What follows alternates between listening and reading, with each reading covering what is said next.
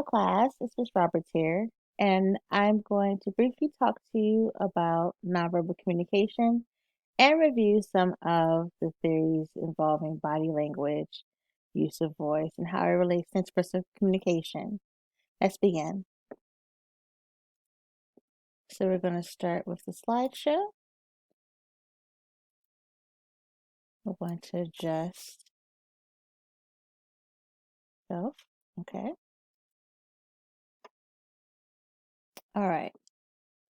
So let's go ahead and define nonverbal communication. So pretty much, there are messages that are expressed by non-linguistic means. So when we talk about nonverbal communication, it's really broad. It can be gestures, facial expressions, tone of voice, how you move your body, nonverbal signals that replace language. So we're going to cover all that today.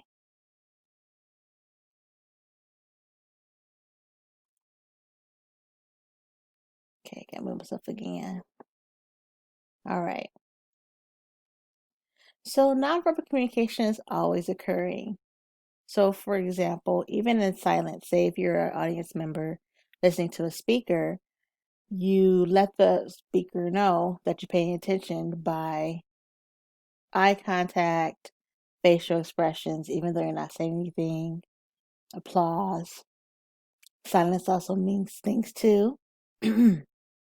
So, even when you're not speaking to each other, remember we talked about in chapter 1, there's no way you can not communicate. Communication is both verbal and nonverbal, so it's always occurring. Excuse me. And it's also relational. So for example, when we connect nonverbal communication with interpersonal relationships, we react or act nonverbally a lot differently than we do to acquaintances and strangers. For example, there's only so many people that you hug. There's only so many people that can touch you, right? There, you might be a little less formal in nonverbal signals and signs with family and friends than you are with like a boss, for example. So the nonverbal communication that we display and the rules of our nonverbal communication at a particular context is in relation to the relationships we have with that other person. However, sometimes your nonverbals can betray you. So, for example, when we're trying to hide emotions, like say, for instance, we're trying to hide displeasure, we have to make sure that our facial expressions and our body language doesn't display that. Or maybe you're trying to make sure that you're not super excited and try to like calm down and act a little bit subdued. You have to make sure the face and the body conveys that. But if you are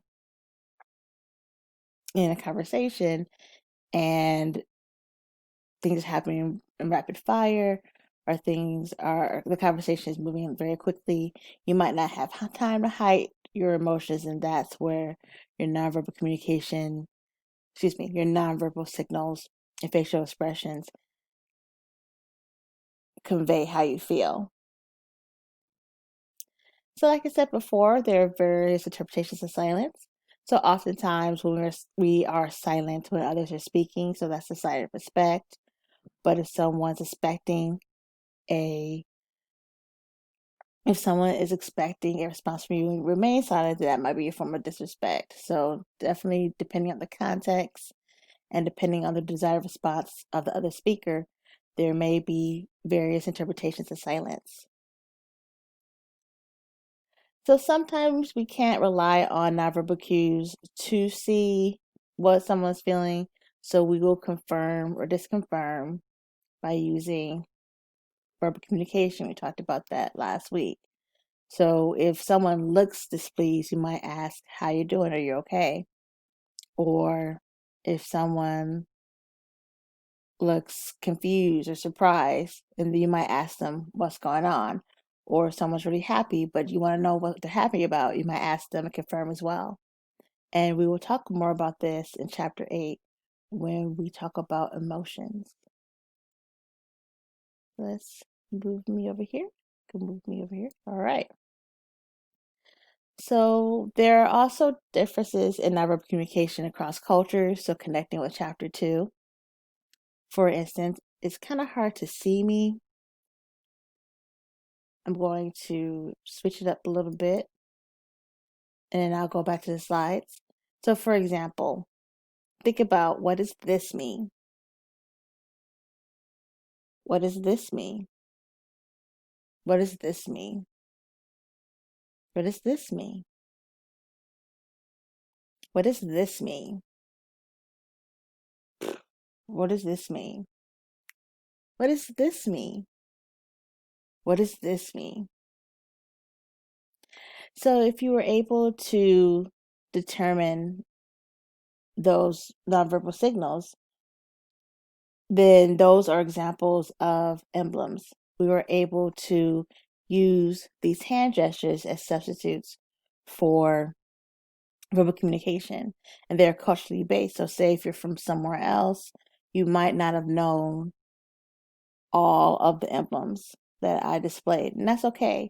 And there's some emblems from other countries that I might not know because I never really traveled internationally either. So emblems replace language and they're culturally based. Now let's continue to the slides.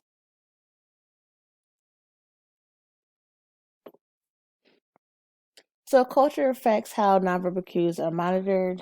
So like I said before, emblems are culturally based. They're culturally understood substitutes for verbal expression.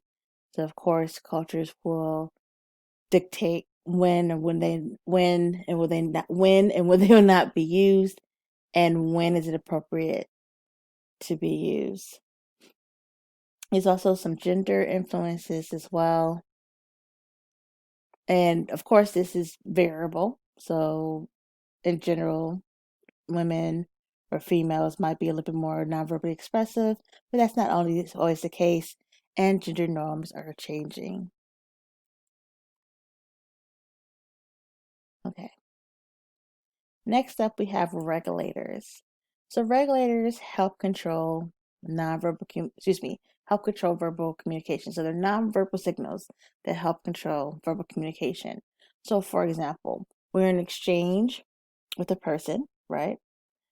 When one person is silent and the other person is speaking, that silence is a regulator. And then when the other person stops speaking, then the other person starts speaking. So that's a regulator. Gestures like this, like, oh, go on, go ahead, or stop talking. Those are also regulators in a conversation. Eye contact. So say if someone's bored or disinterested, then by them looking away, it might be a cue for the person to stop talking. Or if they're really interested, it might encourage the person to keep talking. Okay, so regulators are nonverbal signals and nonverbal cues that regulate how the interaction between two or more people in the conversation is supposed to go.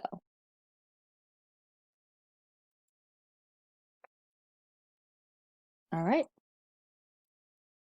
Next up, we have nonverbal behavior and how does it help influence others.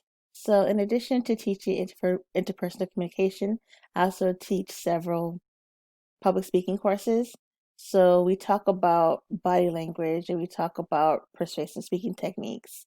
So, in that context, when you think about, hey, how am I supposed to persuade someone to either think or do what I want? Combining both verbal messaging and nonverbal messaging may seal the deal. So, for example, you have to capture the attention of the person that you're trying to persuade or try to have influence over. Nonverbal behavior can also increase the show liking. So, for example, tone of voice, appearance, connection of ideas, connection of the two people. Nonverbal behavior can influence that. Eye contact, for example, the longer you look at someone, the more that they have a connection or like or are interested in what they're saying. So you want to make sure, at least in US culture, eye contact is very important. And the absence of eye contact is perceived generally as not being interested or not being liked or not having influence on the other person. Nonverbal communication can also give a sense of power. So, for example, if you're trying to persuade, or say in the context earlier, giving a speech, I always talk about sitting straight up or standing straight up, maybe using powerful gestures. Think about the politician's thumb. Okay, vote for me because, right? Looking straight at the audience, using a strong authoritative tone like this can not only generate power but boost credibility. So with verbal communication, the nonverbal elements will be tone. So if you're talking like you're in a question like this, you might not be as persuasive. But if you talk in a more monotone but strong voice, it gives the air of conviction, excuse me. It gives the impression that you know what you're talking about and you're standing firm in what you're talking about. So those are some of the ways that nonverbal behavior can help influence others. But what if you could take these steps a little further with lies? So for instance, how do you know if someone's lying? Well, when we think about nonverbal communication and lying, and in the earlier slides, we talked about how we can try to have our nonverbals conceal our true intentions. Sometimes it works if we're careful, sometimes it doesn't work, right? So it's not super easy to tell if someone's lying, but some of the ways we can are speech disturbances. So, say if someone's doing like an impromptu lie, they're stuttering, their words might not flow as easily, they might have more fillers, they might have to pause longer to formulate the lie. And of course, you can't necessarily see this with our naked eye or without a light, but their pupils might dilate in the middle of the lie. So how do you know someone's lying?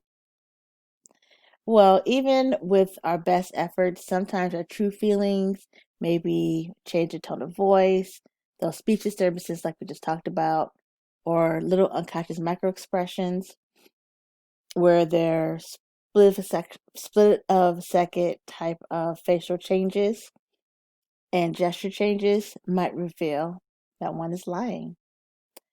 But of course, don't jump to conclusions. It just goes back to confirming with verbal communication. Even though they're lying, they might tell you the truth later. But you can't solely rely on nonverbal communication. It just gives you a clue with the whole communication package. It's not just one thing. Okay. Managing impressions.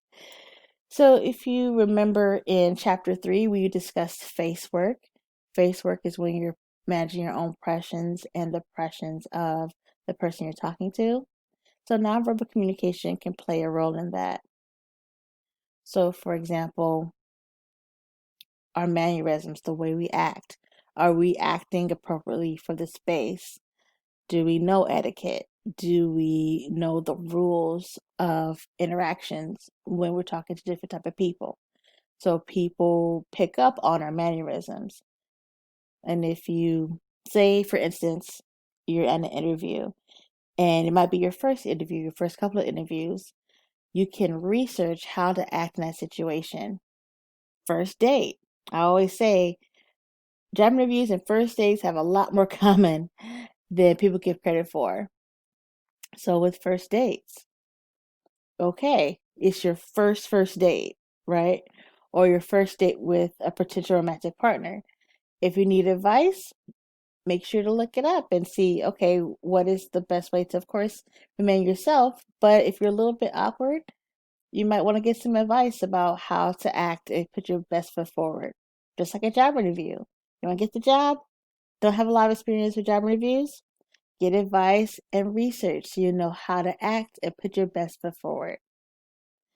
One of the ways that we do that is by appearance, how we wear our hair, the style of clothes we wear. Is our style appropriate for the context?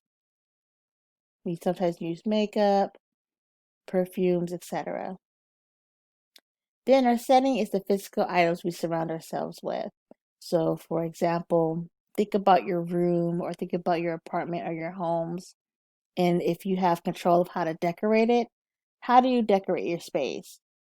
Do you decorate it with posters? I have a lot of stuffed animals over there. I've probably shown you my globes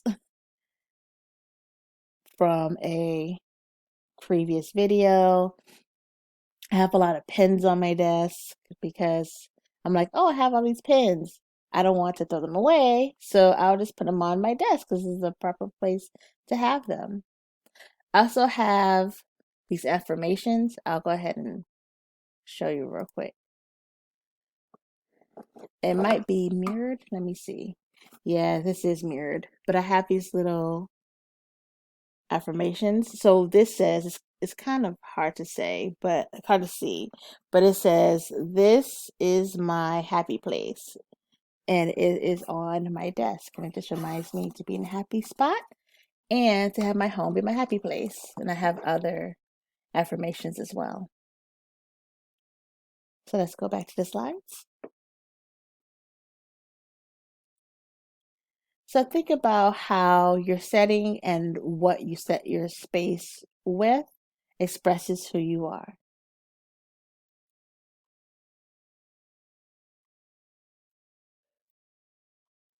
Next up, we have body movement. So I've taken nonverbal communications class at Cal Poly. That's where I did my undergraduate studies.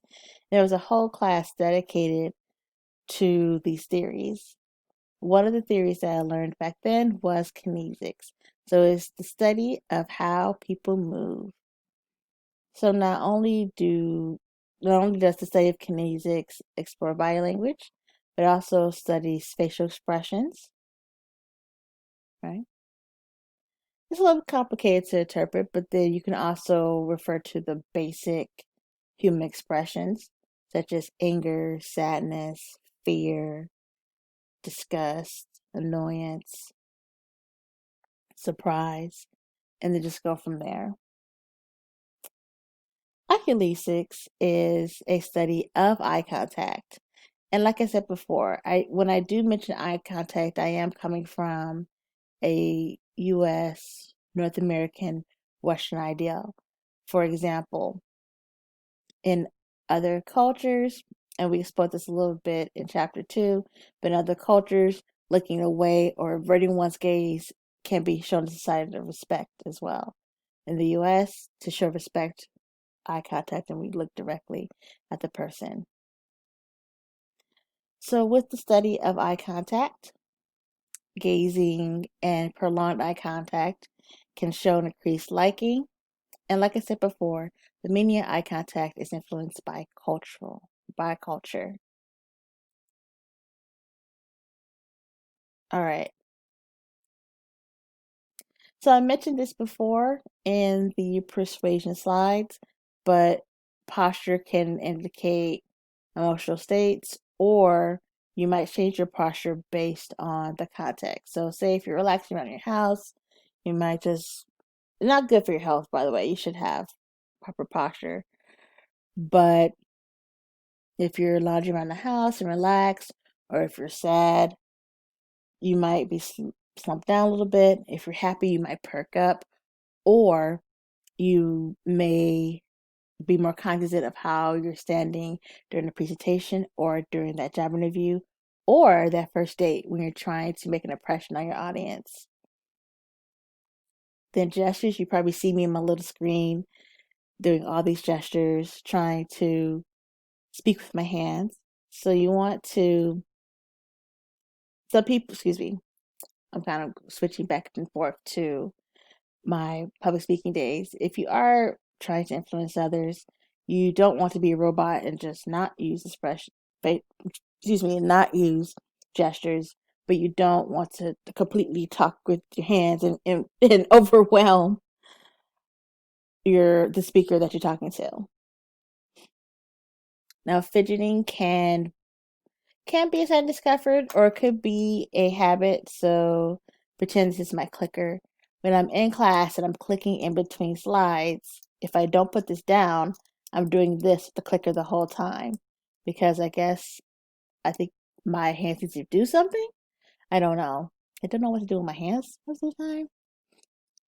So sometimes it's a sign of discomfort, but not necessarily. It's more so a sign of habit. Gestures such as authoritative tones, straight postures, more pointing gestures can indicate more power. If you think about with language, you talk about powerful versus powerless language, and the nonverbals can match up with that. Or someone who is more not in a powerful position might lean back a little bit more versus leaning forward to the speaker. They may speak a little softer. They may slouch a little more or be overly stiff just to convey obedience. So those slight gestures can indicate power and status between the speakers. And we talked about before how it can increase persuasiveness. How can you convince people to do what you want or believe what you want based on how convincing both your verbal and body language is? All right. So haptics is the study of touch. Like I said before, haptics is more relationally based than we give it credit for. So, for example, we only touch so many people, with the exception of maybe something cordial like a handshake. We don't necessarily go out hugging everyone or kissing the cheeks of everyone or anything like that. But in some cultures, they do. They do the kiss cheeks, and that's pretty cool. Haptics and what's appropriate, what's not appropriate are culturally based, and they are based on a relationship between the two people.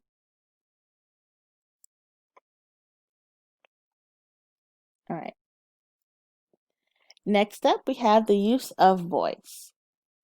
So, paralanguage, not to be confused with linguistic communication, paralanguage is how we use the voice. And if we use our voice in different ways, then if we use our voice in different ways, then that will count as nonverbal communication. So we use this, for example, with vocal rate. That's how fast or slow, that's how fast or slow that we're speaking. The tempo is the focal rate over time. Pitch, tone, and volume is a combination of our speech delivery. So, for example, how high, high, or low is our voice? What is the tone? Are we calm? Are we anxious? Are we surprised? Are we scared? And the volume, how loud or how soft our voice is. And of course, our accent is influenced by, in the US, where we were born and raised in the country, or if you're from other countries, where you come from and your familial backgrounds.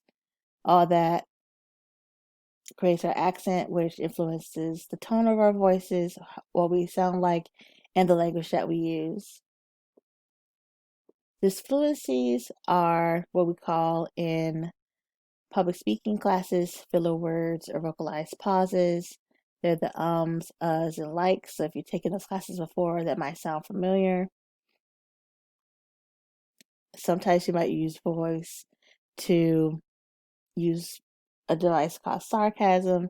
So you want to make sure that the person that you're being sarcastic to understands the nuance. Sarcasm isn't necessarily great to use with kids only because they take everything literally at face value. So you want to make sure that you are using sarcastic tones with the adults if that's what you choose to do.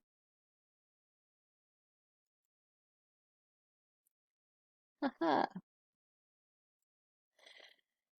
So I used to take the bus from the age of 20 to 28. So sometimes, I mean, not this will happen, but on the bus, it would be great when I'll have the seat to myself.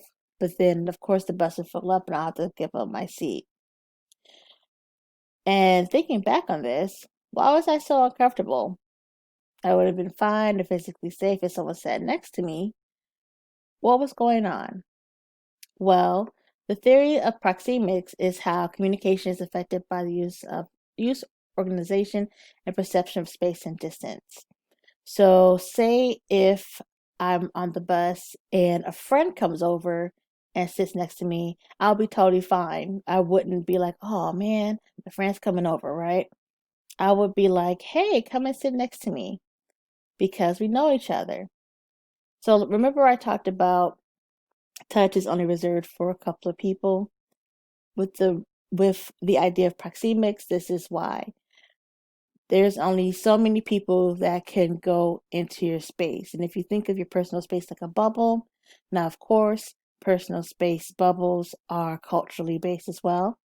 So it's like a North American type of context we're going here. But we have several distances, right? So we have the public distance. So that's when you're out and about. You have a lot of space and you are usually far away from people because you're able to be farther apart. Then we have social distance. So we've heard that term before. Social distance in this theory is 4 feet to 12 feet. So within that range, you are either at parties or you're at the store, but you have a good distance, but you can still talk to each other. Then you have personal distance. That's where you're a little bit closer. Those are more friends, acquaintances. You're not necessarily touching the other person, but you can get close enough that you go a little bit beyond arm's length. So one of the things I want you to do is spread your arms like this. Okay, well, my arm's out the shot. So my arms, right? Okay. T-Rex hands. Okay. So if you spread your arms out like this, I'll go like this. Okay. That space for your fingertips all around, that is your personal bubble. That's your personal space. And only so many people can pop or go into that personal space. So I always talk about in my face to face class, like how many people can do this to you? Boop. And you not have a problem with it. For example, if you drop your wallet and someone taps you on the shoulder, you look back. And if it's a friend, it's like, oh, okay, hey, what's up? Hey, it's your wallet. But if you look back and it's a stranger, you're like, oh, what's going on while they're touching me? Oh, here's your wallet. Oh, okay. So that's what I'm talking about. So the intimate distance, 18 inches to skin to skin contact, that's only reserved for certain people and people you have very close relationships with.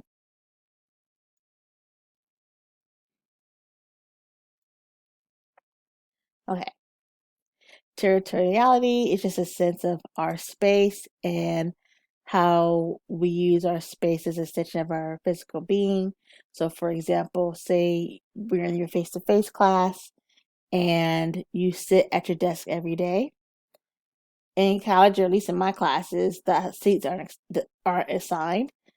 But I always ask students, like, hey, what if someone sat in your seat?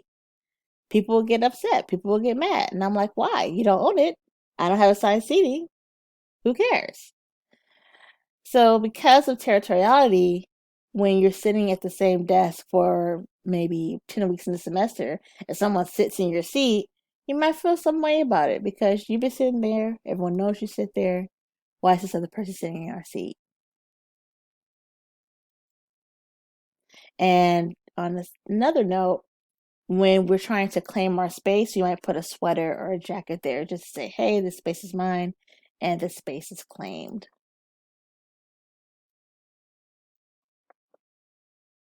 Next up, we have time. So different cultures view time differently. This is called chronemics. So this is how people use and structure time. When it could be an indicator of status. So the more higher person is up on the status totem pole, they can keep you waiting. Okay. Use of time is culturally based, but it definitely varies in the culture. So, for example, we have monochronic versus polychronic cultures. The US and Western cultures are monochronic, which means 3 o'clock meeting means meet at 3 o'clock. And more polychronic cultures, 3 o'clock might mean 3:15, 3:30. And even in a business context, it might not be such a big deal to vary the time.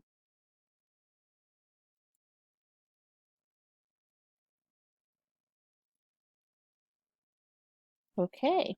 All right. So if you hear a little bit of the leaf blowers in the back, my apologies.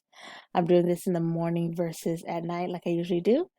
But that concludes the nonverbal communication chapter. We talked about several theories and several influences that nonverbal communication has over our communication. If you have any more questions, please let me know. And I look forward to speaking with you guys next week. All right. Have a good day. Bye.